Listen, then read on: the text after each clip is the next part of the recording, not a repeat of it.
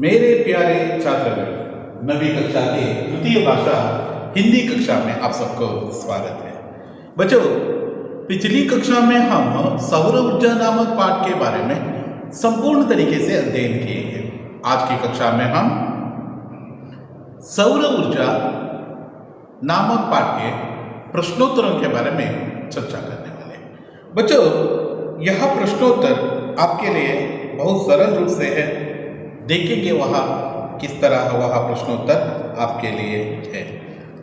Solar energy के बारे में आप सबको मालूम रहना है, इसका उपयोग आपको मालूम हुआ है और साथ ही साथ किस तरह आधुनिक युग के लिए यह वरदान सिद्ध बन सकते हैं, ये सभी हम पिछली कक्षा में अध्ययन किए हैं।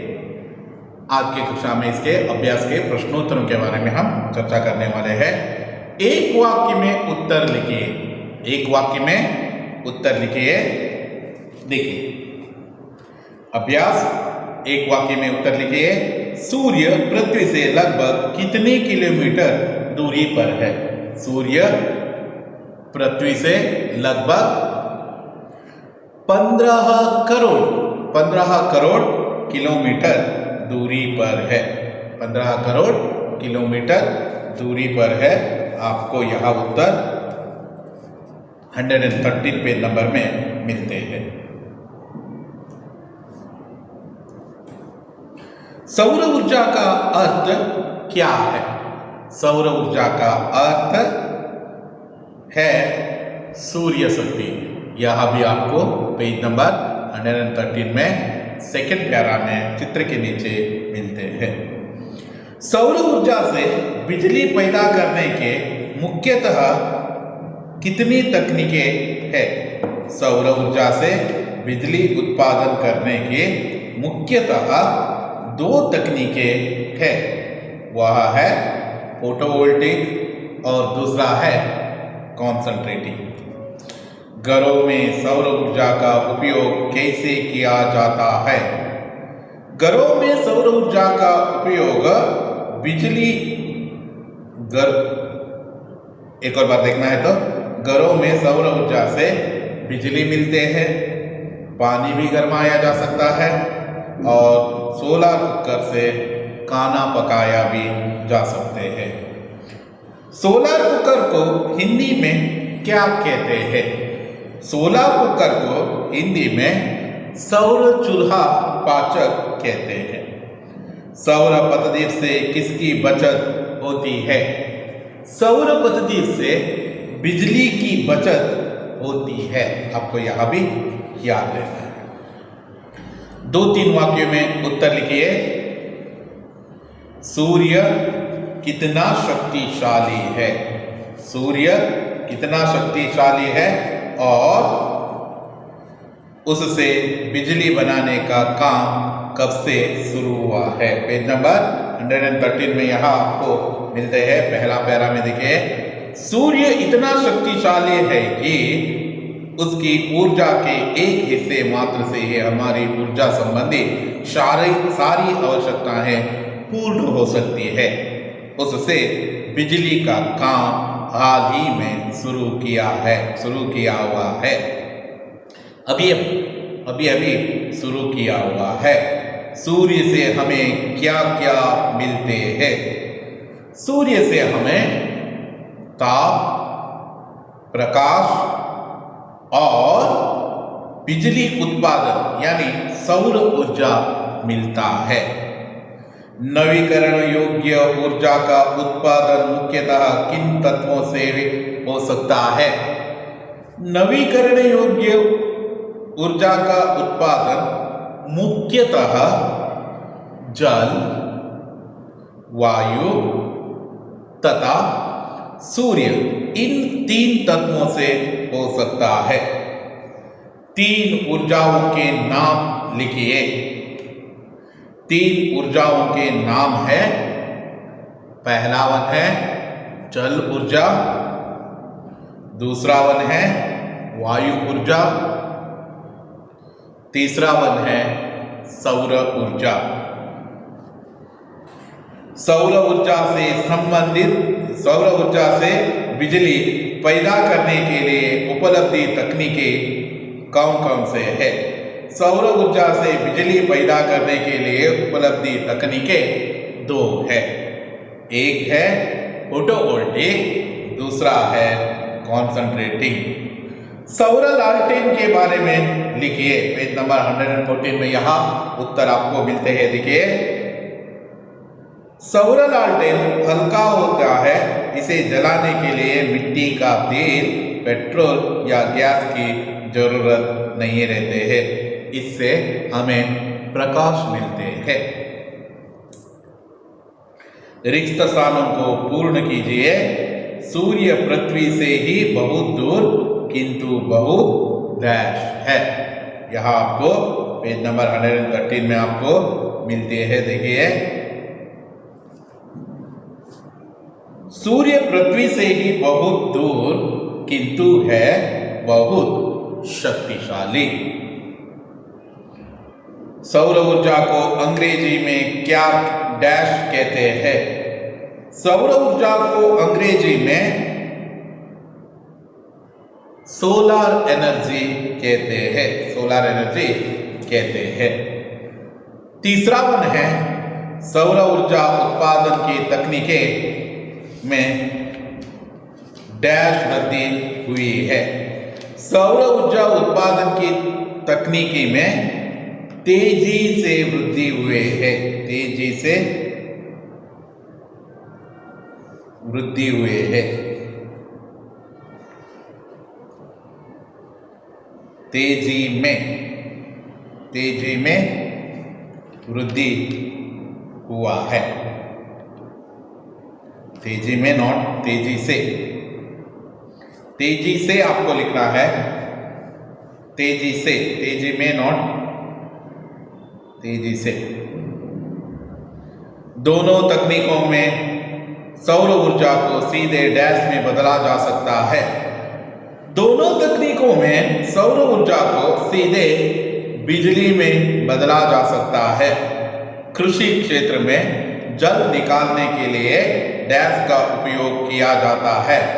कृषि क्षेत्र में जल निकालने के लिए सौर पंप का उपयोग किया जा सकता है। यहाँ है रिक्त स्थान भरिए नामक यहाँ अंश है। उसके बाद का जो अंश देखना है तो यहाँ देखिए, जोड़कर लिखिए। क्या है? जोड़कर लिखिए। जोड़कर लिखना है, यानी महत्वपूर्ण करना है। अब बाद में देखिए, यातायात के क्षेत्र में, औद्योगिक क्षेत्र में सौर ऊर्जा से सौर ऊर्जा सोलर कुकर। वह भाग में देखिए, सौर चूल्हा पाचक, पर्यावरण प्रदूषण नहीं होता, बिजली से ज्यादा सुरक्षित है, अधिक लाभदायक सिद्ध हुआ है, ईंधन की बचत होती है। पहला देखेंगे हम, यातायात के क्षेत्र में ईंधन की बचत होती है। पहला वन है। दूसरा वन देखना है तो औद्योगिक क्षेत्र में अधिक लाभदायक सिद्ध हुआ है। सौर ऊर्जा से पर्यावरण प्रदूषण नहीं होता है। सौर ऊर्जा बिजली से ज्यादा सुरक्षित है। सोलर कुकर सौर चूल्हा पाचक है। आपको यहां याद रहना है। विलोम शब्द है, देखिए, विलोम शब्द यानी ऑपोजिट मीनिंग वाले शब्द है। पूर्ण है, अपूर्ण। प्रकाश, अंधेरा। बढ़ना,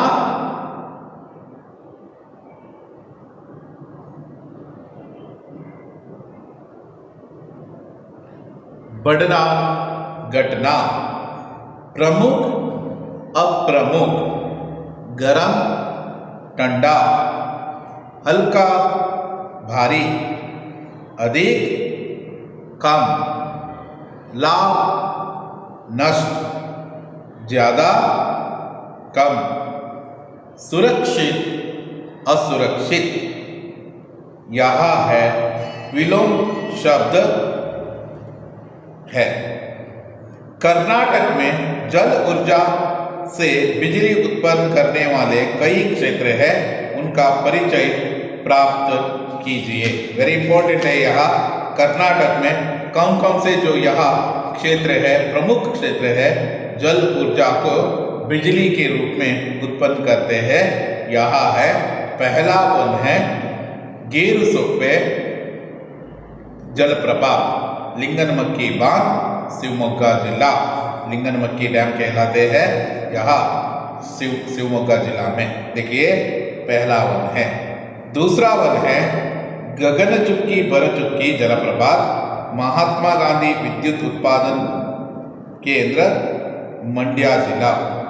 महात्मा गांधी विद्युत उत्पादन केंद्र, मंड्या जिला। आपको यह भी याद रहना है।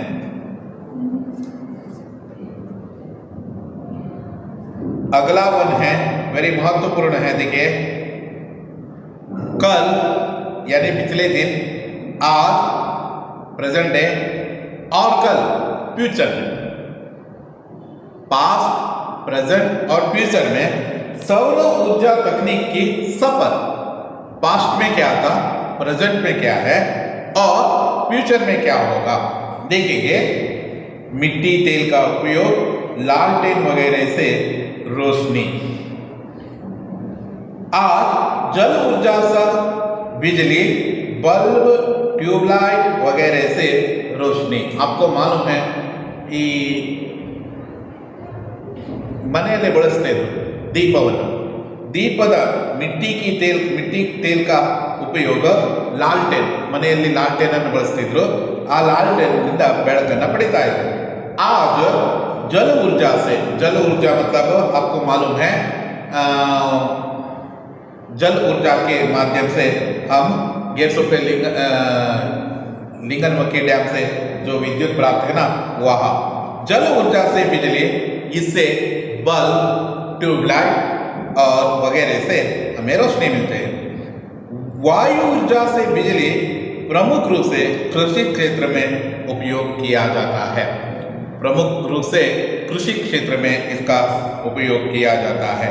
सौर ऊर्जा आज और कल, आज भी है और कल भी है। देखिए सौर ऊर्जा का उपयोग हर क्षेत्र में होते हैं, यानी यह पूर्ण जो सभी क्षेत्रों में इसका व्याप्ति पसरे हुए हैं, यानी इसका व्याप्ति विस्तृत हुए हैं, ऐसा कह सकते हैं। कल निन्ने, आज इंदु, कल नाड़े। आपको यह याद रहना है।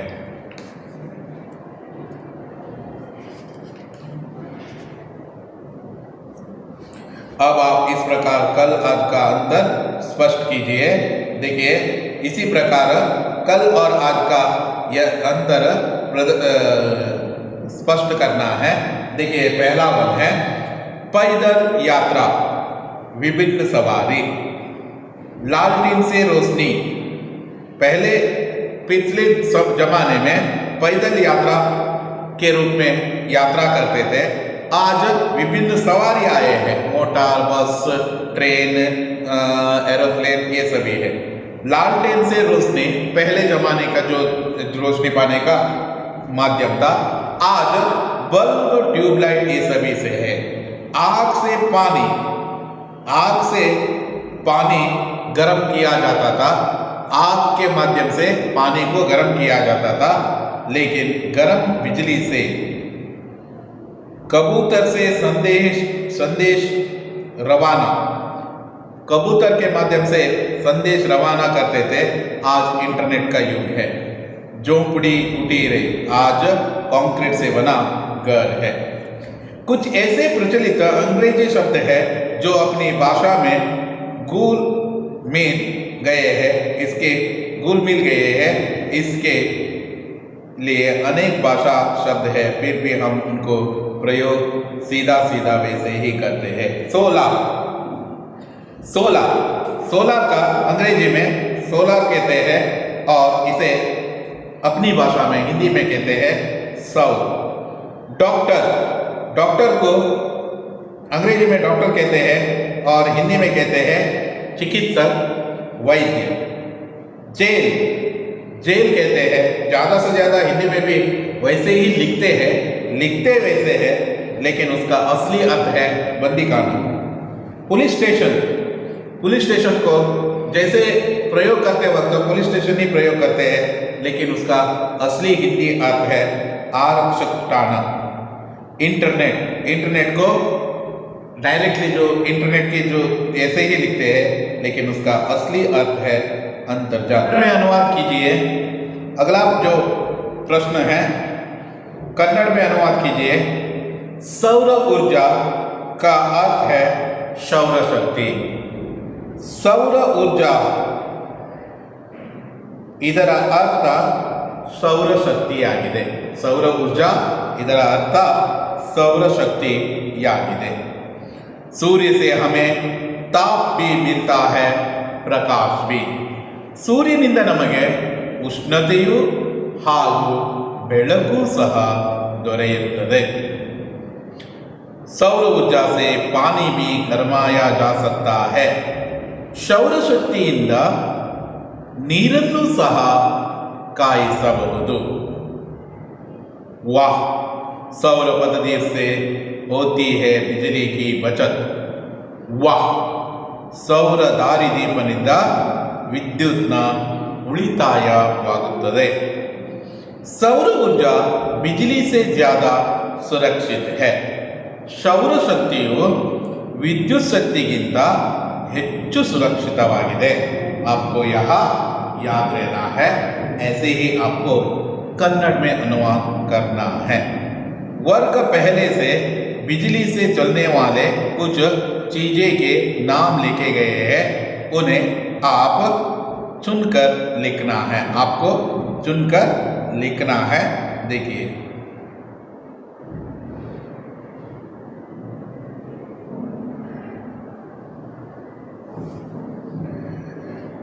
बल्ब। बल्ब, वहाँ एक शब्द चुनकर दिया है, वह है बल्ब। दूसरा है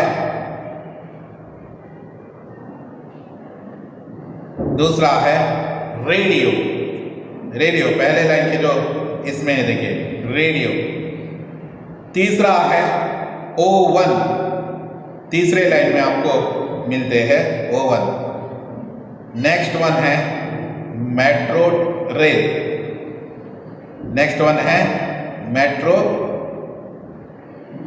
रेल। फोर्थ लाइन में आपको यहाँ मिलते हैं। फिफ्थ वन है धुलाई यंत्र। सिक्स लाइन में आपको यहाँ मिलते हैं। सिक्स वन है दूरदर्शन।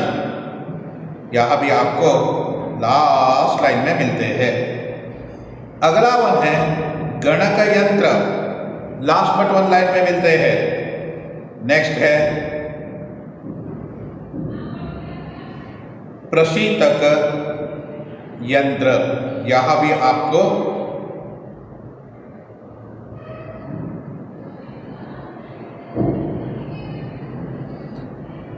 ऊपर से नीचे लास्ट लाइन में आपको यहाँ मिलते हैं। प्रशीतक पंख, यंत्र नॉट पंख। प्रशीतक पंख। तापक। तापक आपको सेकेंड लाइन में ऊपर से नीचे मिलते हैं। और नेक्स्ट है नल। नल यहाँ आपको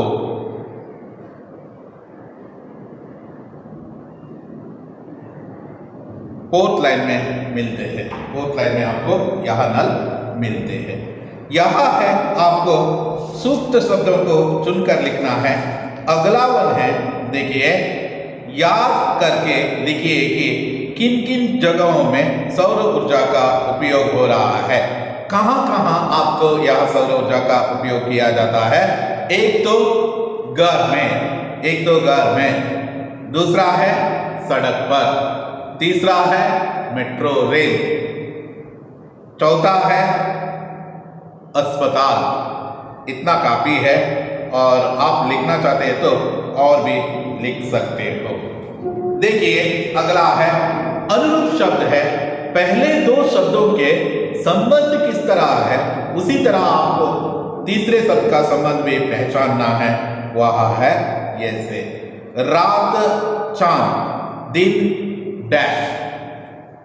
रात चांद, रात को आपको चांद दिखाई देते हैं, दिन में कौन दिखाई देते हैं? वह है सूर्य। उत्तर है सूर्य। चांद, चांदनी, सूर्य डैश। चांद के माध्यम से, चांद से आपको ಬೆಳದಿಂಗಳು, चांदनी मतलब ಬೆಳದಿಂಗಳು ಸಿಗುತ್ತೆ। वैसे सूर्य से क्या है? सूरज या प्रकाश। शक्तिशाली,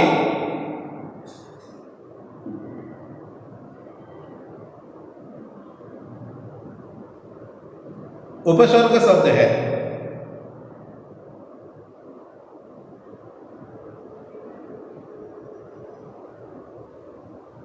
शक्तिहीन प्रत्यय है। जल शक्ति, जल ऊर्जा है। सूर्य शक्ति, सौर ऊर्जा है। भाषा ज्ञान है। अब जो अनुरूप शब्द इतना है आपको। भाषा ज्ञान के बारे में जानना है तो वेरी इंपॉर्टेंट है यहाँ भी आपके लिए। विस्मयादि बोधक अव्यय, विस्मयादि बोधक अव्यय, विस्मयादि बोधक अव्यय के बारे में देखना है तो विस्मय प्लस आदि प्लस बोधक। देखिए वाक्यों में जो अव्यय विस्मय, हर्ष, घृणा, शोक, भय, क्रोध आदि भावनाओं को प्रकट करते हैं वे विस्मयादि बोधक अव्यय कहलाते हैं। उसे विस्मयादि बोधक अव्यय कहलाते हैं। देखिए जो हर्ष, वाह मुझे कितना इतना अंक आया, बाप रे, ऐसा हर्ष, भाई ऐसा जो डर कर, भय, शोक, क्रोध, ये सभी प्रदर्शित करने वाले शब्दों को हम विस्मयादि बोधक अव्यय कहलाते हैं। लेकिन इन अव्ययों का संबंध वाक्य में किसी भी शब्द से नहीं होता है। इन अव्ययों का संबंध किसी शब्द के साथ नहीं होते हैं। देखिए हाय अब वह नहीं रहा, हाय अब वह नहीं रहा, यानी वह मर गया है, इसका अर्थ है। देखिए हाय विस्मयादि बोधक है। देखिए वाह ईशा इतनी सुंदर लड़की है, कितनी सुंदर लड़की है, वाह ईशा कितनी सुंदर लड़की है। इन वाक्यों में निम्नलिखित प्रकार के विस्मयादि बोधक का प्रयोग किए गए हैं। देखिए विस्मयादि बोधक के भी बहुत सारे प्रकार हैं। यहाँ आश्चर्य सूचक रहना है, उतना ही है। विस्मयादि और आश्चर्य बोधक है। देखिए उसके लिए उदाहरण है अरे, ओहो, ओह, बाप रे आदि। शोक सूचक, शोक सूचक विस्मयादि बोधक के लिए उदाहरण है तो आ, ओ, उह, हाय, हे भगवान आदि है। हर्षबोधक जो विस्मयादि बोधक का जो चिन्ह है तो आहा, वाह, धन्य धन्य, क्या खूब है, बहुत अच्छा आदि है।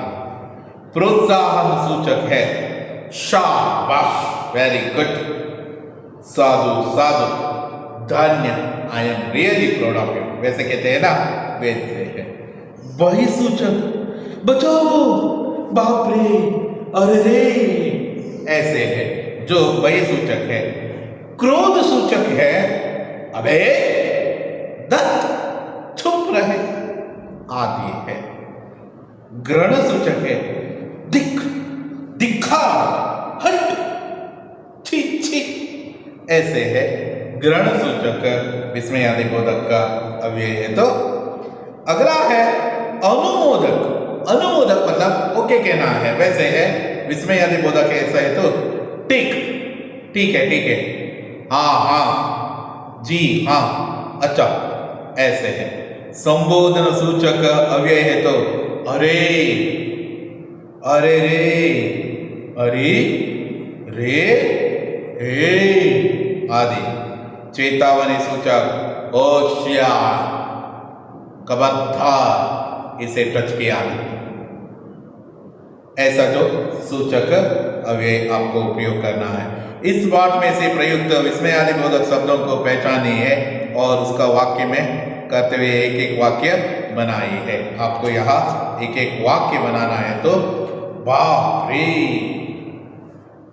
सूर्य पृथ्वी को 15 करोड़ किलोमीटर दूरी पर है। बाप रे, क्या खूब ताजमहल, क्या खूब है। वाह वाह, कितना बड़ा इमारत है। जी हाँ, सोलर कुकर बाहर रखकर खाना पकाया जा सकता है। अरे अरे, तुम इतनी जल्दी आ गया। वैसे अगला है, देखिए, विस्मयादिबोधक चिन्ह भी है। विस्मयादिबोधक चिन्ह, विस्मयादिबोधक चिन्ह कैसे जो सूचित करते हैं, यहां देखना है तो आपको यहां है ऐसे विस्मयादिबोधक। विस्मयादिबोधक शब्द आने के बाद में ऐसे चिन्ह रहा तो वहां विस्मयादिबोधक अव्यय है। यदि नहीं लगाए तो भी आपको लगाना है। वाक्य में जब भी आप विस्मयादिबोधक शब्द अव्यय उपयोग करते हैं तो उसके सामने ऐसा जो चिन्ह लगाना अत्यंत अनिवार्य है। यहाँ विराम चिन्हों से एक है, निम्नलिखित चिन्हों के पहचान कर रिक्त स्थान भरिए। आपको यहाँ रिक्त स्थान भरना है। यहाँ है विस्मयादिबोधक चिन्ह है। सभी जो बोधक के चिन्ह के बारे में हम जानेंगे। देखिए, यहाँ है आपके लिए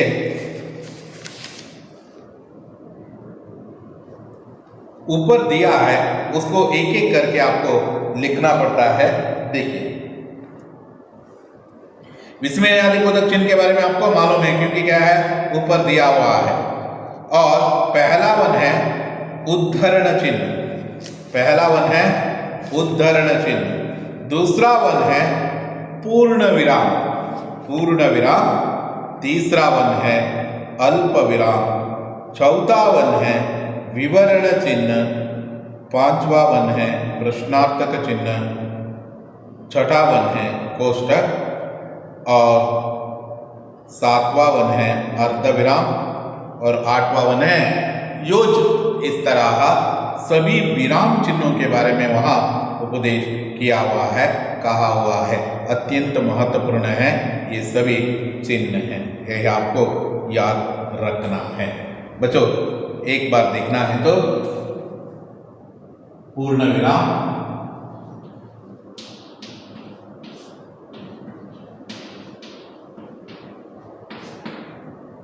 और उसके बाद में अल्प विराम,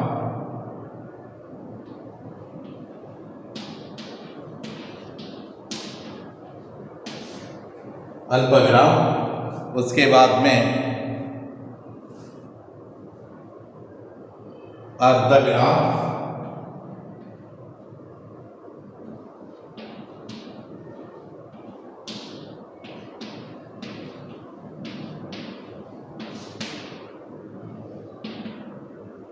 प्रश्नार्थक,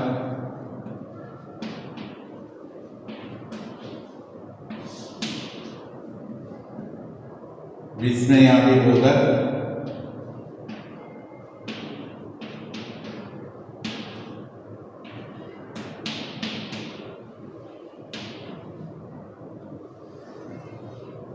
विस्मयादिबोधक। अगला वन है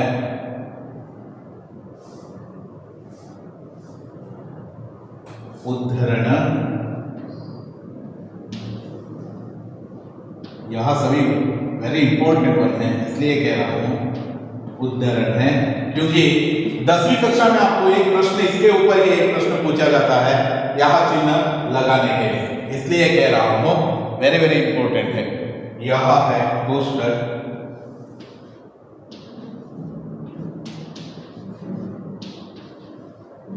कोष्ठक, और अगला वन है देखिए योजक,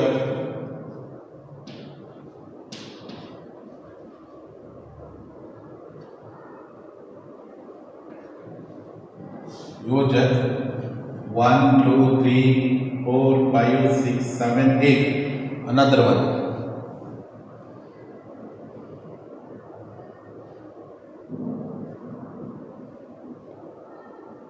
विवर.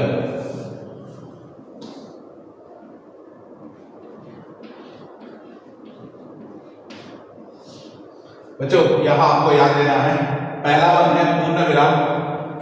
पूर्ण विराम ऐसे जो पूर्ण विराम वाक्य के अंत में रहते हैं, अल्प विराम, अर्ध विराम, प्रश्नार्थक, विस्मयादिबोधक, उद्धरण, कोष्टक, योजक और विवरण. यहाँ आपको 10वीं कक्षा में एक प्रश्न पूछने की जो संबंधित रहने के कारण से इतनी विस्तार से कहा हूँ, आपको यहाँ मालूम हुआ ऐसा मैं मानता हूँ.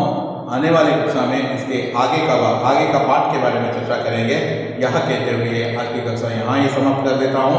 धन्यवाद.